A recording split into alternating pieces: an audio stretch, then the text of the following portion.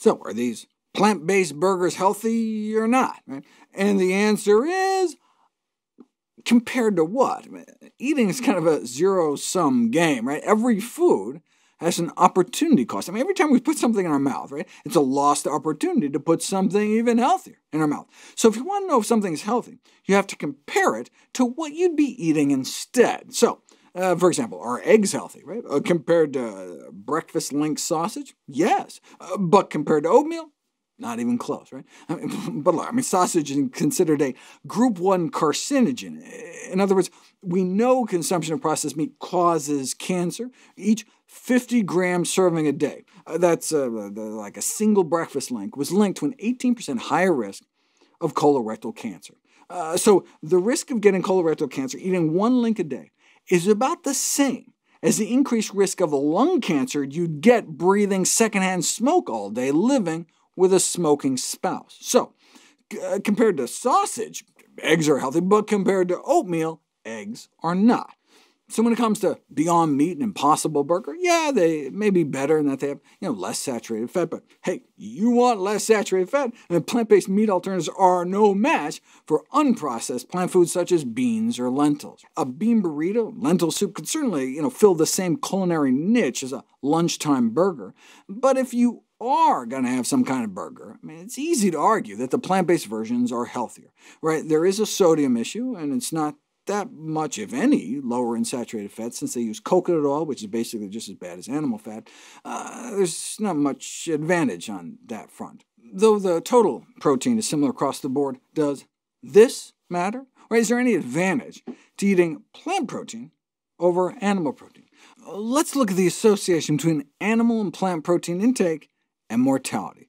In the twin Harvard cohorts, following more than 100,000 men and women over decades, after adjusting for other dietary and lifestyle factors, animal protein intake was associated with a higher risk of mortality, particularly dying from cardiovascular disease, whereas higher plant protein intake was associated with a lower all-cause mortality, meaning a lower risk of dying from all causes put together.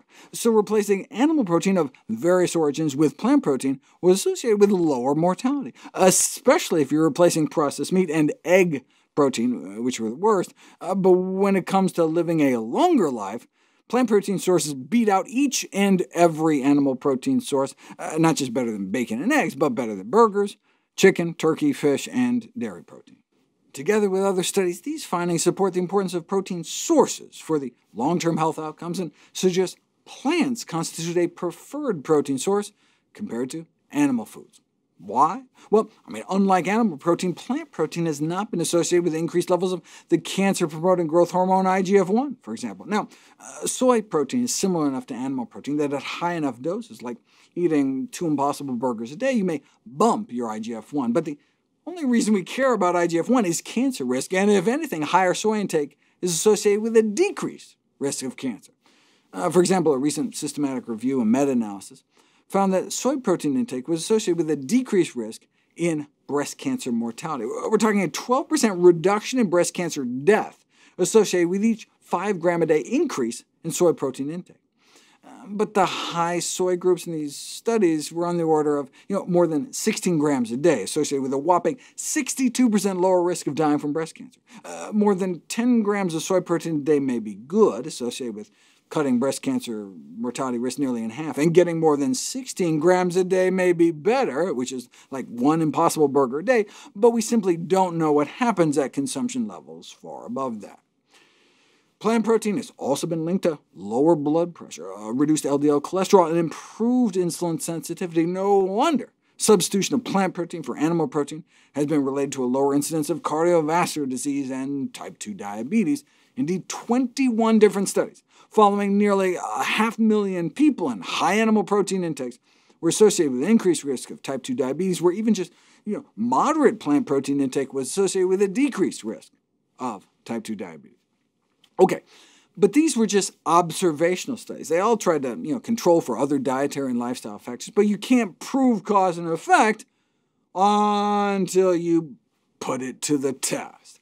The effect of replacing animal protein with plant protein on blood sugar control in diabetes. A systematic review and meta-analysis of randomized controlled trials, even just switching out about third of your protein from animal to plant sources yielded significant improvements in long-term blood sugar control and fasting blood sugars and insulin.